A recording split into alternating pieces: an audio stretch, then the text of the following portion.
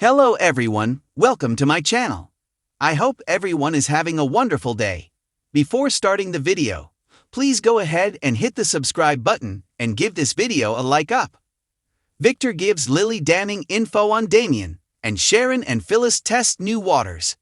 Tuesday, March 25, 2025. Today on The Young and the Restless, Sally grills Billy about Aristotle Dumas. Lily gives David a heads up, and Phyllis and Sharon compare notes. Sharon and Phyllis sit on Crimson Light's patio together. They compare notes on how good it felt to shower and put on clean clothes. They go over how relieved their kids were after being put through hell.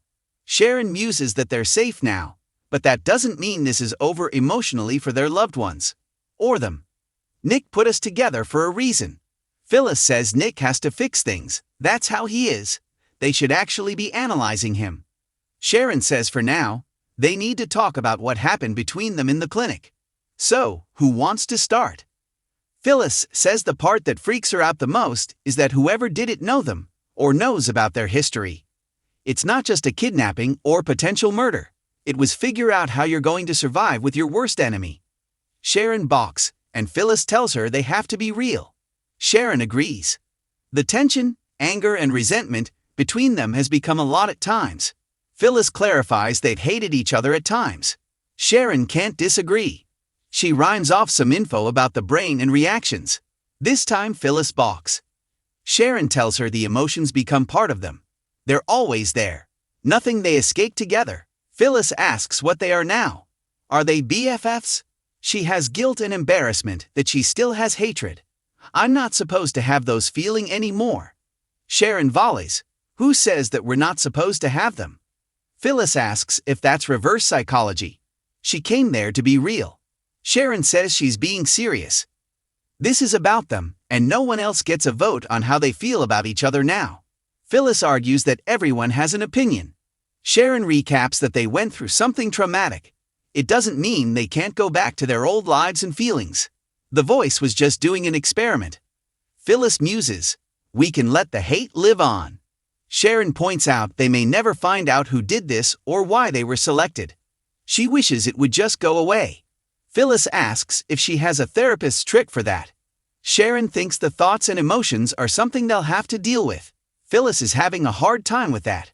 Her kids are worried about her. I just need a break, that's all. When does that happen? She knows Sharon has been through way tougher things than she has, especially the last few years. She's just looking for a chance to breathe. Sharon gets up and tells the redhead they're getting out of there. Let's go. Victor gives Lily an update.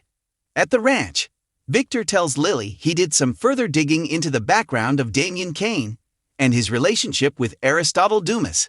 He notices she seems surprised. Lily suspects he has a private agenda about getting information on Damien Kane. Victor muses, "You're a smart woman, aren't you?" He questions if she's still interested in the information. Lily is, she's just curious why he's still digging into someone he claims he has no interest in. He says he and Nikki want to heal the rift. Lily's sure she's not getting the whole story. If there's something in this for him, she'd like to know about it. Victor wants to cut to the chase. He has information. Is she interested in it or not? Lily wants to hear what he has to say. Victor warns her not to do business with Damien Kane. He owns nothing and is nothing but a front for Aristotle Dumas. The mogul set up a shell company for Kane to make it look like he owns a business, but he owns zero. Why asks? Why go to all that trouble? Victor suspects that Dumas told Kane to insinuate himself into the Winters family because Dumas is interested in her family's company, Winters Incorporated. Sally grills Billy. At Billy's place, Sally suggests Billy put Aristotle Dumas out of his misery. Billy wants to eat first. She asks why his name sounds familiar. Billy says he's an ultra-private business mogul out of DC. Sally nods. She worked for an associate of his once. Thinking, she asks why he's calling Billy. He asks if she doesn't think a multi-billionaire would be in contact with little ol' him. He teases that maybe he's after his credit card, or maybe he is Aristotle Dumas. Sally has never heard him mention this contact before. Why are you not telling me how you know him? He's dodging. Billy shrugs that he's interested in Abbott Communications. Sally peppers him with more questions. He's still running the show. Sally thinks he's acting weird. I get the feeling you're not telling me the whole story. Sally informs Billy that he has a tell. She knows what he looks like when he's being honest, and what he looks like when he wants people to think he's being honest. She asks him to tell her what's up with the billionaire, and then she'll reveal his tell. If he has nothing to hide, he has nothing to fear. Billy didn't want her to find out about it this way, but he's a pretty big deal. He talks to rich and famous people quite often. Sally questions again if he'll come clean. He's trying to trick her.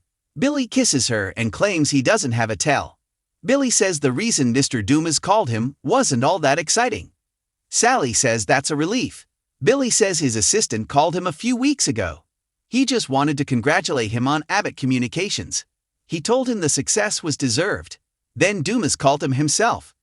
He answered, and he said he knew he got screwed over by Victor when he snaked Chancellor from him. He also thought his mother was treating him unfairly. Billy found it wild he knew what was going on, and that he was on his side. Sally muses. That must have been massive vindication. Billy confirms, it sure as hell was. Sharon and Phyllis breathe. In the park, Sharon tells Phyllis, "You said you needed to breathe, so go ahead." Phyllis does, and then tells Sharon she's not the end-all be-all enemy for her. She never was. That position is held by a certain insect who shall remain nameless. And don't even get me started about Diane. Sharon says her animosity against Christine goes way back, but with her, it's more immediate and personal. She thinks the term worst enemy is fair. The wounds are deep. Phyllis purses her lips and shakes her head. You've gotta love Nick for making us do this. All the hate started because of him. Sharon thinks that's why he did it. He knows his role in this and is starting to feel the weight of it. Their kids are half-siblings and they've been stepmothers to each other's children. Phyllis quips, "We're one big scratchy family." Sharon thinks it's sad that they have so many loved ones in common but can't stand each other. They consider whether they should go back to how things were before the kidnapping. Sharon tells Phyllis she thinks things could be different between them now.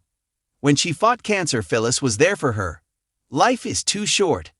They could put all that energy into their kids or work, or anything that isn't as corrosive. Phyllis notes their kids would like that. Sharon is ready for her life to be less chaotic and painful, and that includes letting of hate. Phyllis nods. I like my hatred. It's my hatred. Sharon's sure she can hold on to some other grudges. Phyllis is never going to be that person who loves everybody. Sharon rolls her eyes. Heaven forbid. Phyllis is willing to leave their past on the clinic floor and move on. What do we do? Sharon thinks agreeing to try is a good start. Phyllis nods. What next? Sharon has no idea. Phyllis laughs at them being able to save each other from a madman, but not knowing how to coexist. They're quite the pair. At Billy's house, he tells Sally that he and his mother let each other down. Victor always makes him feel worthless, but this time they both went too far. He won't dwell on it because he has a great life. That's what he'll focus on. Sally asks if Dumas plans to invest. Billy says he told him he would keep an eye on things and the lines of communication is open if he needs anything. It felt good. Sally asks why he didn't mention it before. Billy shrugs, all this stuff with Phyllis and everything else. Sally's happy for him. He will be very successful. Billy appreciates her being his biggest cheerleader. Sally chants, "Go team." Sally's curious about one thing though, if Dumas was just being polite. Why is he blowing up his phone after hours? Billy claims he has no idea. Sally says, "Try again." Billy shrugs that maybe he has an offer for him. Sally thinks it must be something big and all in his favor, not Billy's. No one became a billionaire through self-sacrifice. Billy coos about her looking out for him. He likes it. Sally doesn't think he should trust Dumas. Billy doesn't trust anyone but her. He thanks her for talking about this. But we don't always have to talk, you know. They kiss. Lily forwards Victor's damning info on Damien. At the ranch, Lily asks why Winters would be on Dumas' radar at all. Victor says he sent information on her and her brother to Damien Kane. Lily thinks that makes sense given they reached out to him out of the blue. Victor says, except, and updates Doom has sent this information to Damien. Amy's first treatment went well, and he and Damien are on their way back with her. Lily is relieved to hear this and tells her brother they were right to be suspicious about Damien. He cannot be trusted. She tells Devon that Damien knew about them before he came to town. He was pretending not to know anything about them or Winters. Dumas gave him information months before he came to town. I just found out from Victor. Devon guesses that means he knew about his connection to Nate and Amy's condition as well. Lily doesn't know. The whole thing is very sketchy and deceitful. Devon says it sounds like Nate's brother has been playing him and them the whole time. Sharon and Phyllis toast to moving on. At Society, Phyllis says to Sharon, "We're making the rounds, aren't we?" They toast with their cocktails. Sharon tells her they don't have to force this. Phyllis assures her she's good and asks, "Have you been able to sleep? I mean, without nightmares?" Sharon hasn't. Neither has Phyllis. I still feel terrorized. She keeps seeing what happened to them, like shattered glass of images. All she dreams about are the emotions she felt in the clinic. What sticks out is what she didn't say to her kids and all the time she wasted. Sharon understands. That makes Phyllis feel better. She wouldn't wish this on her worst enemy, but she doesn't feel alone. Sharon says it's like you come through all of your past mistakes as if they all led up to that moment. Phyllis nods. It's easy to go through life not dealing with things. We made it out alive, but I just feel stuck. Sharon tells her they have to move on, and it has to be like it was in the clinic, together. Phyllis wonders how they'll do it. Sharon quips, "We could always try couples therapy." They clink their glasses again and drink. Phyllis decides she can't give up that much of her brain power to hate anymore. Sharon asks if she means toward her. Phyllis hates that the psycho that locked them up will think they were right now. She asks if Sharon is ready to give up the hate too. Sharon says yes, she wants to get past it. Phyllis asks how they go about it. Sharon thinks they'll make it up as they go along. They agree, baby steps, and toast again. At Billy's place, he comes out of the bedroom in his robe and picks up his phone. He dials and says, "Hey, how are you doing? I just wanted to return your call." He assures the person, presumably Dumas, that everything is on track for the launch. And as far as the quid pro quo we discussed, I've got the quid, if you've got the quo. Next on The Young and the Restless, Nikki and Jack share a difference of opinion, Kyle and Claire break the rules, and Sharon helps Tracy connect the dots about Alan.